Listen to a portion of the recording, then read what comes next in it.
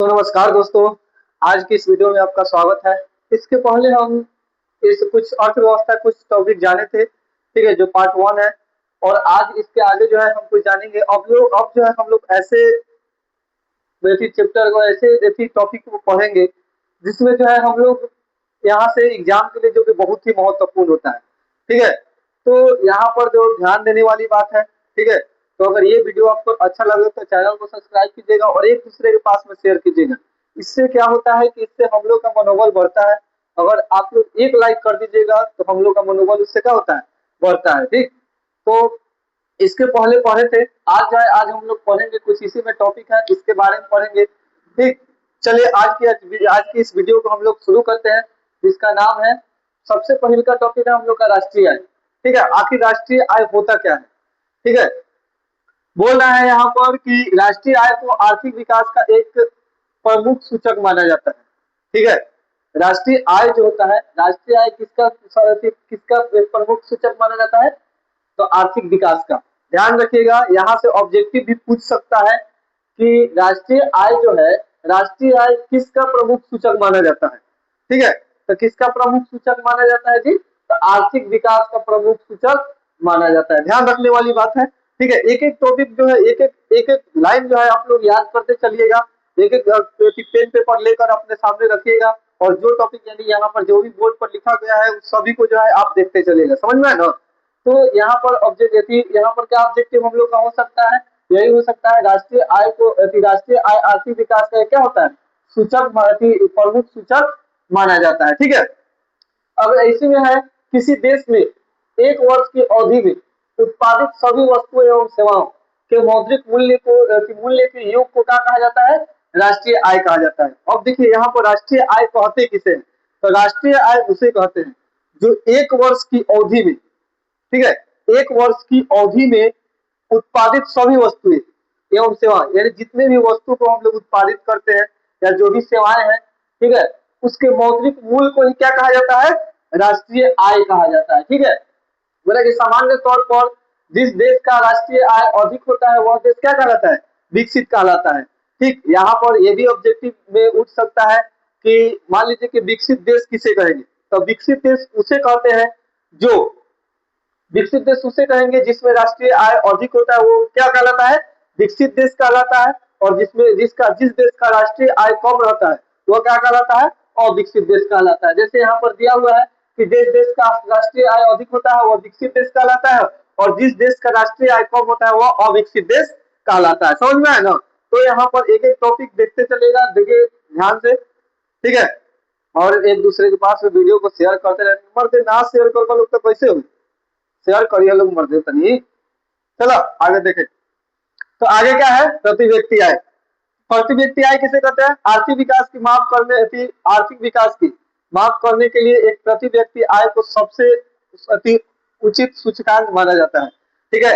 यहाँ से हम लोग का ऑब्जेक्टिव उठ सकता है कि आर्थिक विकास की माप करने के लिए सबसे उचित सूचकांक किसको माना जाता है, तो प्रति व्यक्ति आय को सबसे सबसे अति उचित इसको क्या माना जाता है, ठीक है। आगे बोल रहा है कि प्रति व्यक्ति आय देश में रहते हुए व्यक्तियों की औसत आय होती है, ठीक।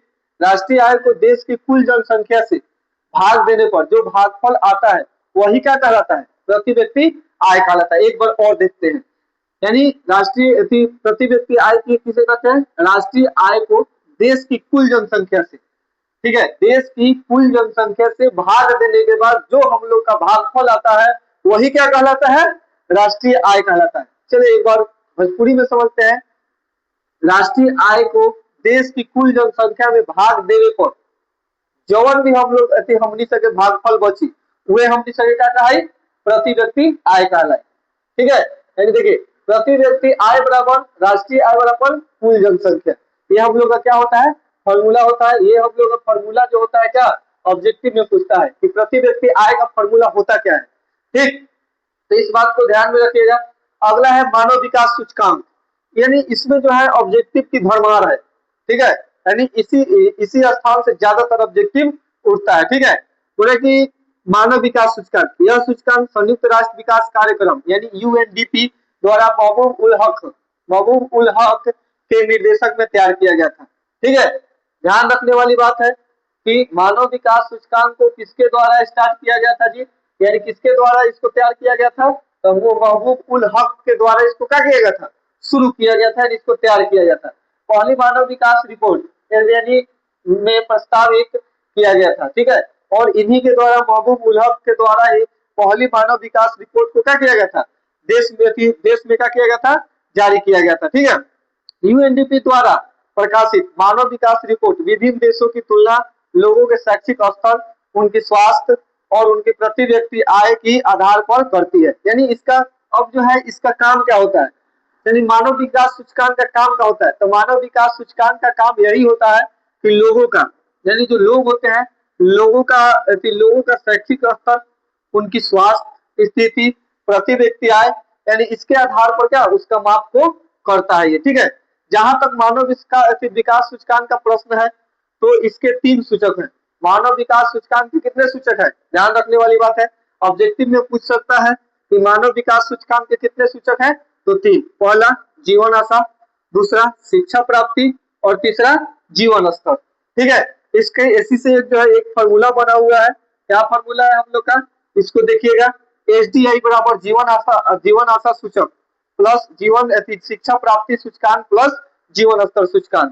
ठीक है, यानी यहाँ तक जो है यहाँ ये जो है ये टॉपिक ये बहुत ही इंपॉर्टेंट है, इस जो है इसको आप लोग बहुत याद रखिएगा। ठीक है, और यहाँ तक हम अपने वीडियो को समाप्त करते हैं। अगर ये वीडियो आपको अच्छा लगा हो तो चैनल को सब्सक्राइब कीजिएगा और एक दूसरे के पास में शेयर कीजिएगा। इससे क्या होता है कि हम लोग का जो मनोबल है मनोबल बढ़ता है। ठीक है, यानी चैनल को सब्सक्राइब यार कीजिएगा, नहीं आप लोग सब्सक्राइब नहीं करते हैं तो थोड़ा अच्छा नहीं लगता। ठीक है, कम से कम वीडियो देखिए, आपको जो है इसके जैसा कोई नहीं पढ़ाएगा। हम जो है एक एक टॉपिक यहाँ पर आपको डिटेल्स में बताते हैं। ठीक है, हम इसका 1 रुपया नहीं लेते हैं, तो आपका क्या फर्ज बनता है कि आप केवल वीडियो देखिए और चले जाए, नहीं, कम से कम इतना कीजिए कि आप वीडियो को देखिए और वीडियो को देखिए शुरू से अंत तक वीडियो को देखिए। मान लीजिए कि थोड़ा मोड़ा देखिएगा और देख कर क्या कीजिएगा, स्किप कीजिएगा तो उससे कुछ भी नहीं होगा। आप वीडियो को पूरा देखिए और वीडियो को पूरा देखिए, यानी जिस प्रकार से हम यहाँ पढ़ाते हैं आपको, ठीक है, आपको जो है यानी जो इतने भी आपको यूट्यूब पर पढ़ाने वाले हैं कोई भी ऐसा नहीं पढ़ाएगा जैसे हम आपको पढ़ा देते हैं। एक एक टॉपिक जो है एक एक टॉपिक हम आपको विश्लेषण कर करके डिटेल्स में हम यहाँ पर बताते हैं। ठीक, तो कम से कम इतना आपका हक बनता है कि आप जो है इस चैनल को क्या कीजिए, सब्सक्राइब कीजिए। ठीक, यहाँ तक हम अपने वीडियो को समाप्त करते हैं। ठीक है, थैंक यू।